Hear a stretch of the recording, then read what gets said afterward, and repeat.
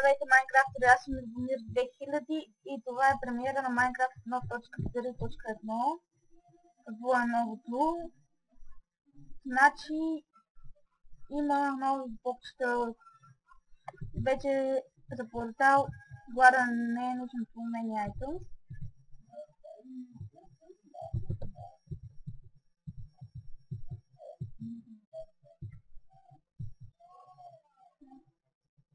Има и съндък от края.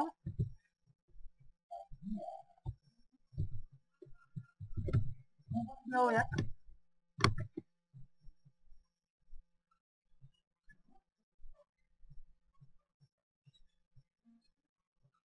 Има кука за капани.